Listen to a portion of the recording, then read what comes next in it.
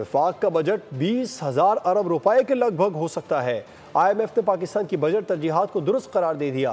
تاخیر کی گنجائش باقی نہیں رہی ہے۔ وفاقی حکومت نئے مالی سال کا بجٹ 2 جون کو ہی پیش کرے گی۔ تاخیر کی کوئی گنجائش نہیں، لگ بھگ 20,000 ارب روپے کا بجٹ 2 جون کو ہی پیش کیا جائے گا۔ عالمی مالیاتی ادارے نے پاکستان کی بجٹ ترجیحات کو درست قرار دے دیا۔ اب عید الاضحیٰ کے بعد 13 جون کو بجٹ پیش ہونے کے خدشات ختم ہو گئے۔ IMF ترقیاتی اور غیر ترقیاتی اخراجات کے بیشتر تخمینوں سمیت FBR کے ٹیکس آمدن اہداف، سبسڈیز، سرکولر ڈیٹ اور قرضوں کی ادائیگیوں سے متعلق امور پر آمادگی ظاہر کر دی ہے۔ ذرائع وزارت خزانہ کے مطابق سالانہ منصوبہ بندی کوآرڈینیشن کمیٹی کا اجلاس 26 مئی کو ہوگا۔ وزیر اعظم کی زیر صدارت NEC بیٹھک 31 مئی کو بلائے جانے کا امکان ہے۔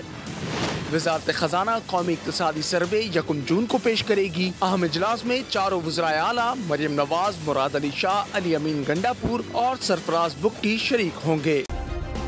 سبسکرائب کریں اور بیل دبائیں تاکہ کوئی خبر رہ نہ جائے۔